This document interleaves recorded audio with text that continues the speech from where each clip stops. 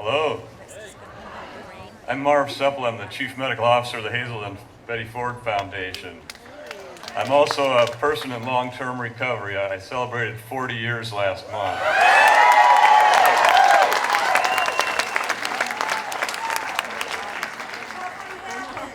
Within 6 months of getting sober 40 years ago, 3 of my friends died, 2 of them of heroin overdoses.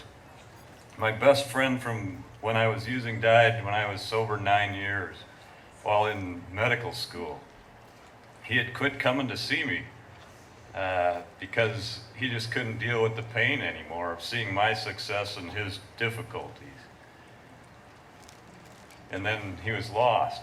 And it humbles me to be in front of this list again this year of all these people that have died and to see all these photographs, because it could have just as well have been me. And I've certainly worked with people that have died of this disease, but we've never seen anything like this. My career has been devoted to the treatment of addiction. We've never seen anything like this in regard to the deaths, and the federal government has not acted adequately. Deaths continue in spite of the fact that we have some support from different government agencies. The FDA continues to approve opioids for use in medicine. Opioids that we don't need, that we learned from some of the other speakers. And the pharmaceutical industry will continue to push these forward as long as they can get approved. We need to stop this. We need to get our voices out there like this today. And I'm fed up too. Not only I'm fed up, but I'm still fired up, and I'm not going to give up.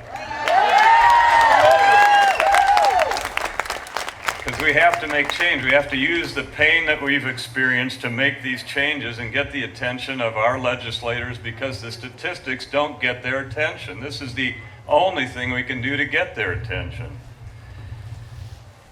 Prescription drug monitoring programs have been installed in many states, in fact, almost all states now, but they're not mandatory. So only about a third of the physicians actually use them. They're worthless if only a third are using them.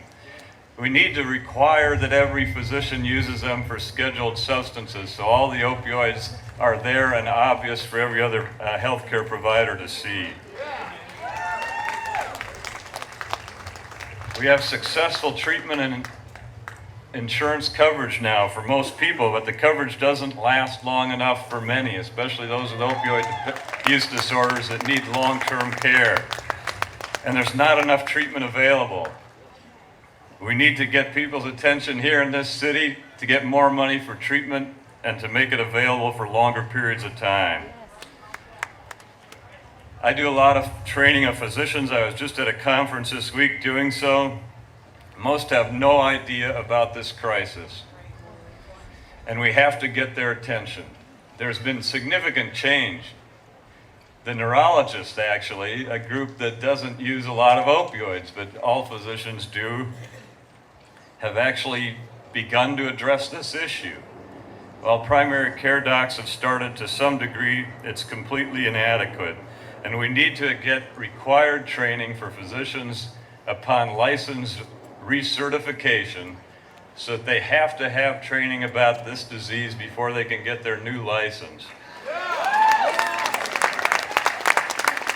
We need remarkable change. We can't just tolerate the placating methods that have occurred thus far. This is an epidemic. The CDC described it that way.